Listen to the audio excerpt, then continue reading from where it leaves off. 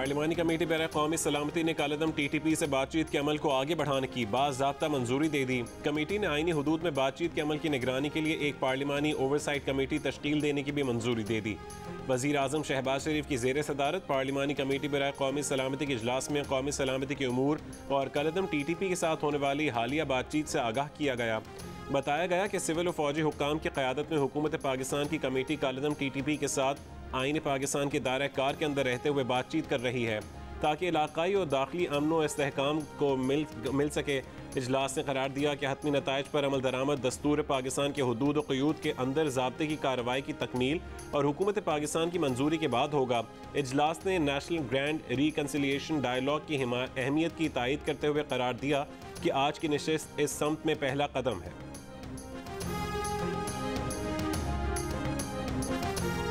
गैर मुल्की सफ़ीरों की अपोजिशन रहनुमाओं से मुलाकातों पर तनकीद करने और तंज के तीर चलाने वाले इमरान खान की खुद बरतानवी हाई कमिश्नर क्रिस्टियन टर्नर से मुलाकात। माजी में गैर मुल्की सफ़ीर अपोजिशन के अरकान असम्बली और रहनुमाओं से मिला करते थे तो इमरान खान उन्हें सख्त तरीन अल्फाज में हदफ तनकीद बनाते थे। इमरान खान उन मुलाकातों में साजिश होने का शुबा जाहिर किया करते थे। कहते थे कि गैर मुल्की सफ़ीरों का क्या काम कि वो पाकिस्तान के अपोजिशन सियासतदानों से मिले। 2014 में भी इमरान खान ने धरने के दिनों में अमरीकी सफ़ीर रिचर्ड ऑल्सन से मुलाकात की थी। तज्ज़ियाकारों का कहना है कि अगर अरकान पार्लियामेंट का गैर मुल्की सफ़ीरों से मिलना कल गलत था तो आज दुरुस्त कैसे हो गया, जबकि इमरान खान तो कौमी असम्बली से इस्तीफ़ा भी दे चुके हैं।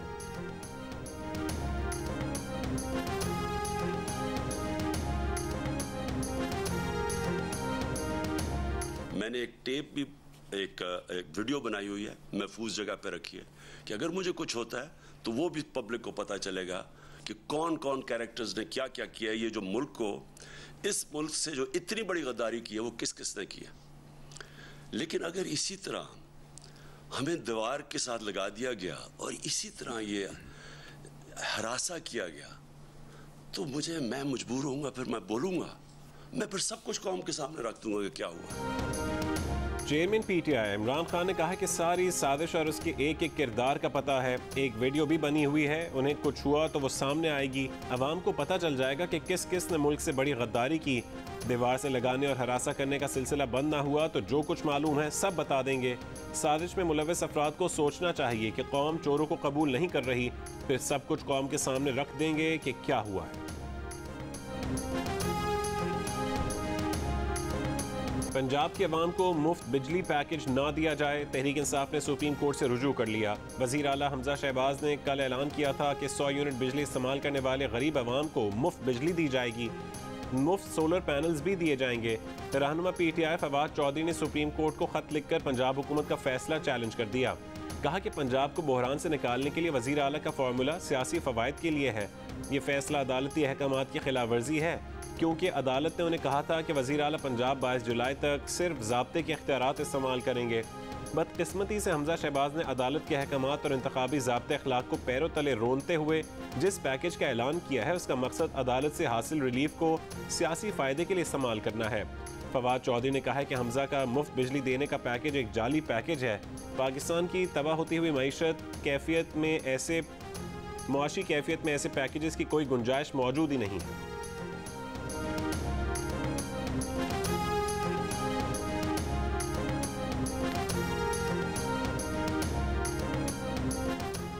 वज़ीर दिफा ख्वाजा आसिफ ने कहा है कि 100 यूनिट बिजली मुफ्त करने से गरीब को रिलीफ मिलेगा। PTI को क्या तकलीफ है? 100 यूनिट बिजली मुफ्त करना प्री पोल रिगिंग नहीं है। बिजली पर यह रियायत पहले भी दी जाती रही है। गरीब को सुख का सांस मिल रहा है तो PTI को उस पर क्या एतराज़ है? वो भी खैबर पख्तूनख्वा में ऐसा कर लें। मुबैना ऑडियो टेप पर बात करते हुए ख्वाजा आसिफ का कहना था कि बुशरा बीबी का सियासत से ताल्लुक साबित हो गया है। सियासत जैसे काम में जब आप दखल अंदाजी करते हैं तो तनकीद के दायरे में भी आते हैं और हाथ और कपड़ों पर दाग भी लगते हैं। तहरीक इंसाफ को चैलेंज किया है कि बुशरा बीबी के ऑडियो का फोरेंसिक करवा लें।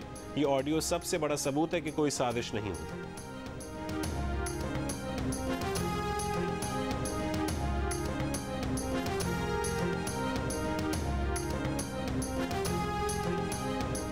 इलेक्शन कमीशन ने ज़ाब्ते अखलाक की खिलाफ वर्जी पर वज़ीर आला पंजाब हमजा शहबाज को नोटिस जारी कर दिया। 7 जुलाई को जवाब तलब कर लिया। हमजा शहबाज ने 100 यूनिट तक बिजली इस्तेमाल करने वाले पंजाब के गरीब अवाम को मुफ्त बिजली देने का ऐलान किया था। कहा था कि इन गरीबों की बिजली के पैसे हुकूमत पंजाब देगी। इलेक्शन कमीशन के एलामी के मुताबिक वज़ीर आला पंजाब को नोटिस 100 यूनिट बिजली सब्सिडी रिलीफ पैकेज पर दिया गया है।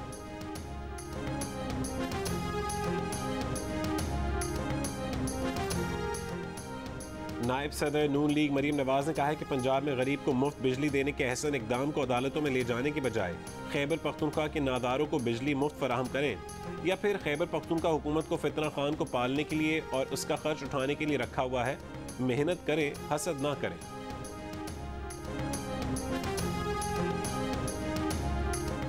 स्टेट बैंक ऑफ पाकिस्तान के मुताबिक जून में रोशन डिजिटल अकाउंट्स में $25 करोड़ जमा कराए गए, जो मई के मुकाबले में 32% ज़्यादा हैं।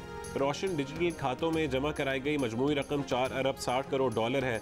रोशन डिजिटल अकाउंट से 22 महीने में $80 करोड़ निकाले गए। 22 महीनों में रोशन डिजिटल अकाउंट्स का बैलेंस $3.80 अरब है। हुकूमत पाकिस्तान और स्टेट बैंक ओवरसीज़ पाकिस्तानियों की ज़रूरियात पूरी करने के लिए पुरआज़म है। हुकूमत और स्टेट बैंक ओवरसीज़ पाकिस्तानियों का शुक्रिया अदा करते हैं।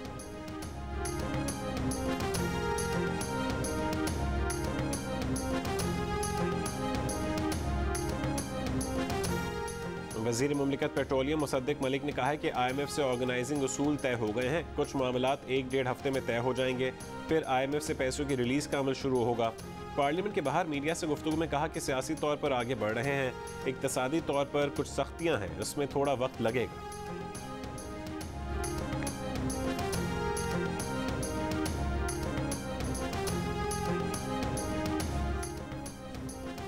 पाकिस्तानियों के लिए खुशखबरी, आलमी मार्केट में खाम तेल, सोना और गैस तीनों सस्ते होने लगे। पाकिस्तानियों के लिए पेट्रोलियम मसनूआत की कीमतों में कमी किए जाने का इम्कान पैदा हो गया।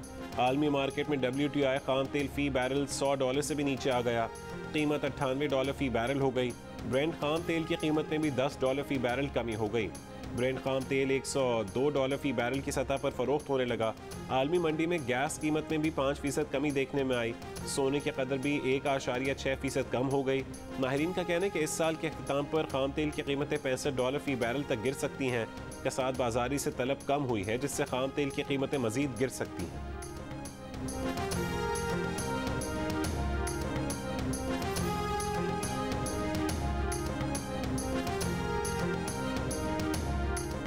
इलेक्शन कमीशन ने वज़ीर आज़म शहबाज शरीफ को ठट्ठा जाने से रोक दिया। वज़ीर आज़म को सिंध में बल्दियाती इंतखाबात के दूसरे मरहले का शेड्यूल जारी होने पर रोका गया। वज़ीर आज़म को ठट्ठा में water supply scheme K4 phase 1 का इफ्तिताह करना था। सिंध के 14 अजला में 24 जुलाई को बल्दियाती इलेक्शन है। शदीद बारिशों से कोयटा समेत बलूचिस्तान के मुख्तलिफ इलाकों में तबाही। 6 कीमती जानें ज़ाया होने के बाद कोयटा के मुतासरा ख़ानदान बेसर व सामानी का शिकार। कोयटा को आफत ज़दा करार दे दिया गया। किला अब्दुल्ला के इलाके तौबा चकजई में सैलाबी रेला चरवाहे और 100 मवेशी बहा ले गया। ज़िला पेशीन के पहाड़ी इलाके तौबा काकड़ी में रेलों से राबता सड़कें और पुल मुतासर। 100 से ज़्यादा मकानात, बागात और फसलों को भी नुकसान पहुँचा। नसीराबाद की गेशरी नदी में 5 अफराद बह गए। 2 अफराद जाम बहक, 2 को बचा लिया गया। 1 की तलाश जारी। बोलान में मच के पहाड़ी इलाकों में सैलाबी रेलों में बहने वाले 3 में से 1 शख्स की लाश मिल गई। कराची वालों का इंतजार खत्म। पानी से भरे बादल खुल कर बरसे। मुख्तलिफ इलाकों को पानी पानी कर गए। कई सड़कें नदी नालों में बदल गईं। शारा फैसल दरिया बन गई। मुख्तलिफ मकामात पर पानी डेरा डालकर बैठ गया। फुटपाथ पानी में गायब हो गए। मंजिलों को जाने वालों को मुश्किलात। मोटरसाइकिलें बंद हो गईं, गाड़ियां खराब हो गईं। लोग धक्का लगाकर आके बढ़ते रहे। मंचलों ने सड़कों पर डुबकियां लगाकर बारिश के मजे लिए। सिंध असेंबली की छत भी टपकने लगी। ऑपोजिशन वालों को छत गिरने की फिक्र लग गई। महकमा मौसमियात ने रात तक शहर में बारिश का इम्कान जाहिर कर दिया। एडमिनिस्ट्रेटर कराची ने लोगों को गैर ज़रूरी सफ़र करने से गुरेज की हिदायत की। कराची, दादू और जाम शोरों में 7 जुलाई तक बिजली कड़कने और बादल बरसने का इम्कान। मानसून का एक और स्पेल भारत में इंतज़ार में मौजूद। 7 जुलाई के बाद दाखिल होकर मज़ीद बारिशों की वजह बन सकता है।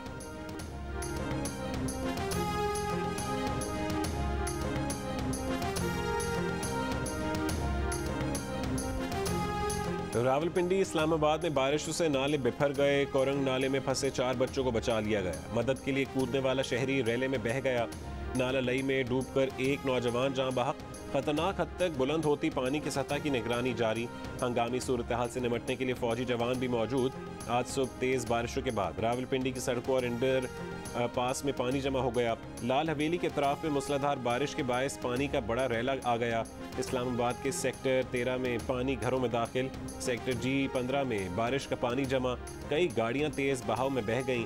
कोरंग नाला, रावल डैम, सिमली डैम और सवा समेत इस्लामाबाद की हुदूद में नशीबी इलाकों में दफा 144 नाफिज।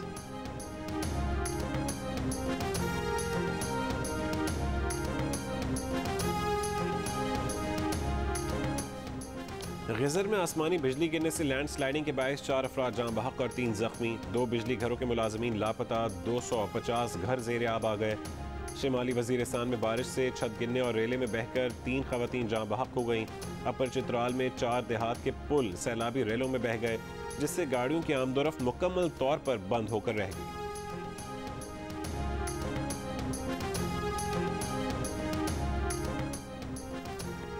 कोयला है ना गैस, बिजली घर चलें तो कैसे? पन बिजली घरों की पैदावार भी कम, बिजली आए तो कहां से आए? तलब 29,000, पैदावार सिर्फ 21,500 मेगावाट। मुख्तलिफ शहरों में 10 घंटे तक एलानी लोड शेडिंग, गैर एलानी बंदिश का कोई हिसाब किताब नहीं। अवाम की जिंदगी अजीरन बना दी, कारोबार ठप, रोजमर्रा मामूलात बुरी तरह मुतासिर। We are unable to make out with Karachi. Please, can you relay that we are changing over to Karachi now? Your position, sir?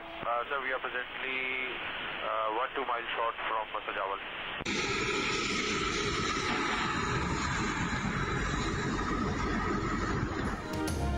Pakistan की फ़ज़ा में उड़ते भारतीय तैयारे के इंजन में लीकेज, कराची में हंगामी लैंडिंग। 138 मुसाफिर से भरे जहाज़ के पायलट को सजावल के ऊपर पता चला कि इंजन में फ्यूल लीक हो रहा है। पाकिस्तान ने फौरी तौर पर जहाज़ को कराची उतरने की इजाज़त दी। नई दिल्ली से दुबई जाने वाले मुसाफिरों की मेज़बानी की, खाना खिलाया। PIA के इंजीनियर्स से भारतीय जहाज़ का मुआयना करवाया। भारतीय हुकाम का तैयारे की मुरम्मत के लिए भारतीय इंजीनियर्स को भेजने का फैसला। मुतबादिल तैयारा 8 घंटे बाद आकर मुसाफिरों को दुबई ले गया।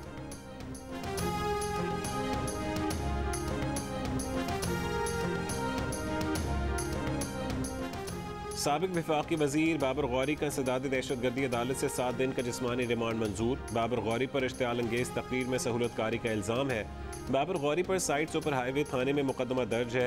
FIR में कायद NQM फारूक सत्तार और बाबर गौरी समेत NQM के 27 रहनुमा नामजद थे। गुज़िश्ता रोज़ वतन वापसी पर एयरपोर्ट से गिरफ्तार किया गया। सिंध हाई कोर्ट ने बाबर गौरी के खिलाफ नैब रेफरेंस और मनी लॉन्ड्रिंग केस में हिफाजती जमानत में 9 दिन की तौसीह कर दी। अदालत ने नैब और FIA को बाबर गौरी को गिरफ्तार करने से भी रोक दिया।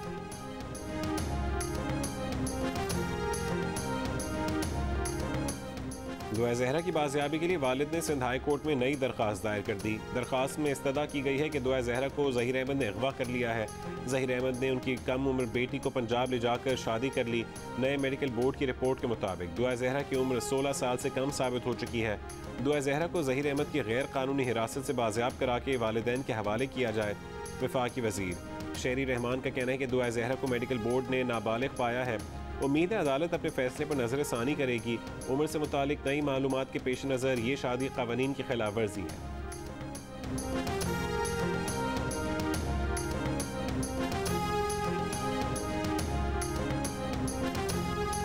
मेरी बेटी गवाह हुई नो 20 दिन हो गए हैं, कोई मेरी को सुनने लिए तैयार नहीं है। मैं थाने भी जा रहा हूँ, कोई पुलिस नहीं सुन रही। बड़े बड़े अफसरों के पास भी गया हूँ, कोई मेरी बात नहीं सुन रहा। लाहौर में थाना डिफेंस सी के इलाके से मुबैना अगवा खातून का 20 रोज़ बाद भी सुराग न लगाया जा सका। वज़ीर दाखिला अता तारड़ के नोटिस लेने के बावजूद कोई पेशरफ्त न हुई। खातून के शोहर ने FIR दर्ज कराई है कि वो काम करने घर से निकली थी, वापस नहीं आई। शुबा है कि अगवा किया गया। खातून के वालिद का कहने के DIG और SP इन्वेस्टिगेशन कैंट ने उनकी बेटी को बाजियाब कराने की यकीन दहानी भी कराई, मगर फिर भी पुलिस ने कोई कार्रवाई नहीं की।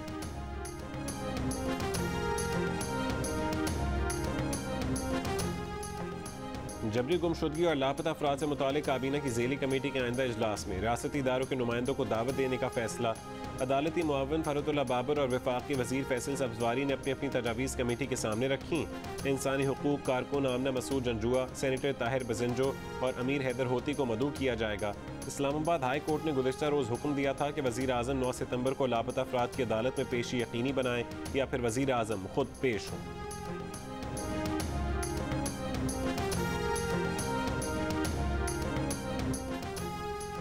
वफाकी वज़ीर कानून सेनेटर आज़म नज़ीर तारड़ ने जियो न्यूज़ के प्रोग्राम कैपिटल टॉक में कहा है कि लापता अफराद सिर्फ फ़ौज की ज़ेली इदारों ही ने नहीं उठाए, बल्कि लापता अफराद काउंटर टेररिज्म डिपार्टमेंट के पास भी हो सकते हैं। वज़ीर कानून आज़म नज़ीर तारड़ ने कहा है कि वो हमेशा लापता अफराद के लिए आवाज़ उठाते रहे हैं और उठाते रहेंगे। इंशाअल्लाह ठोस हल की तरफ जाएंगे और ये मसला हल हो जाए।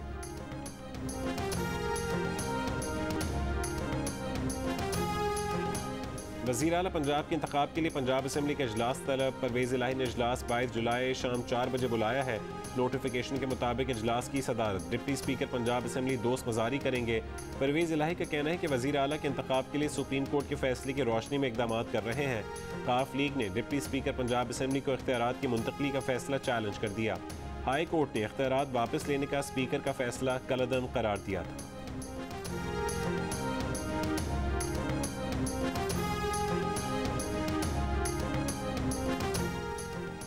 सुप्रीम कोर्ट ने मुनर्रिफ पीटीआई अरकान पंजाब असम्बली को पार्टी पॉलिसी के खिलाफ मुस्लिम लीग नून को वोट देने के नुक्ते पर तैयारी करके आने का हुक्म दे दिया। चीफ जस्टिस पाकिस्तान ने कहा है कि नराफ छोटी बात नहीं, ये इंसान के ज़मीर का मामला है। सुप्रीम कोर्ट इसे कैंसर करार दे चुकी है। पीटीआई की मखसूस नशस्तों से डी सीट उज़्मा कारदार ने अदालत में कहा कि वो आज भी पार्टी के रुकन है। पीटीआई की अंदरूनी साजिशों की वजह से उन्हें पार्टी से बेदखल किया गया।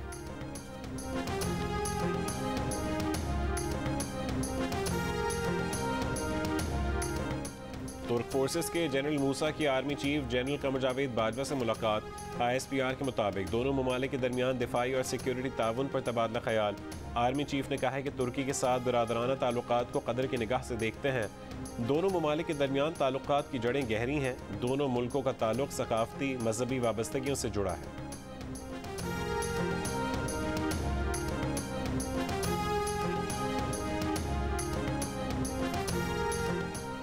मुल्क में कोरोना के मुस्बत केसेस की शरह तकरीबन 3.5% रिकॉर्ड। मजीद 653 केसेस सामने आए। 24 घंटों के दौरान कोरोना से कोई हलाकत नहीं हुई। कराची में मुस्बत केसेस की शरह 7.92 रिकॉर्ड। इस्लामाबाद में तकरीबन 5% और लाहौर में शरह 3.5% रही। कोरोना के पेश नज़र नमाज ईद के इज्तिमात खुली जगह पर कराए जाएँ। उलमा खुतबा मुख्तसर रखें। मजमा कम करने के लिए एक मकाम पर 2 से 3 दफ़ा नमाज ईद पढ़ाई जाए। नमाजियों में 6 फुट का फासला रखा जाए। NCOC ने गाइडलाइंस जारी कर दी। कुर्बानी की जगह रिहायशी इलाकों से दूर रखने की हिदायत। कीमतें दुगनी तिगनी, सौदे बिराए ना। मुल्क भर की मवेशी मंडियों में खरीदो फरोख्त अब तक सुस्त। गली मोहल्ले भी सूने पड़े हैं। ना बच्चों का शोर, ना जानवर। बच्चे भी जानवर आने के इंतज़ार में हैं। महंगाई से बकरीद की रौनकें मान न पड़ जाएं। जिनसी बेशर्मी का मुबैना मुजाहरा करने वाले का तकर्रुर बरतानवी वज़ीर आज़म के लिए अज़ाब बन गया। वज़ीर ख़जाना ऋषि सुनक और वज़ीर सेहत साजिद जावेद ने बोरिस जॉनसन के खिलाफ बगावत कर दी। ओहदे से इस्तीफ़ा दे दिया। बरतानवी वज़ीर आज़म पर इल्ज़ाम है कि उन्होंने नाइट क्लब में 2 मर्दों को जिनसी हरासा करने वाले पिंचर के खिलाफ शिकायत पर पर्दा डालते हुए डिप्टी वहब मुकर्रर किया था। काबीना ने बगावत की तो बोरिस जॉनसन ने मुआफ़ी मांग कर जान छुड़ाने की कोशिश की, मगर दोनों वज़रा डट गए। वज़ीर आज़म पर अदम एतमाद का इजहार कर दिया। साजिद जावेद ने कहा है कि अवाम समझते हैं कि हम कौमी मफाद में काम कर रहे हैं, ना हम इस काम के काबिल हैं। ऋषि सुनक ने कहा है कि अवाम समझते हैं कि हुकूमत सही और संजीदा तरीके से चलाई जानी चाहिए। लंदन के लेबर मेयर सादिक खान बोले, पार्टी इज ओवर। झुकी झुकी ना हो नजर, झुके ना सर, जियो तो ऐसे। सहमा सहमा सा हो दिल, ना हो कोई डर, जियो तो ऐसे। आए जो गम तो मुस्कुराओ, मुस्कुरा के गले लगाओ। आगे आगे बढ़ते जाना, साथ सर चले, जियो तो ऐसे, जियो तो ऐसे। और पाकिस्तानी कोहपैमाओं का कारनामा। मुल्क के कम उम्र कोहपैमा शहरोज़ काशिफ ने नागा पर्वत सर करके एक और आलमी रिकॉर्ड कायम कर दिया। 20 साल की उम्र में शहरोज़ ने 8000 मीटर से बुलंद रिकॉर्ड 8वीं चोटी सर की। बुलंद चोटियां सर करने की दौड़ में पाकिस्तानी ख़वातीन कोहपैमा भी पीछे नहीं।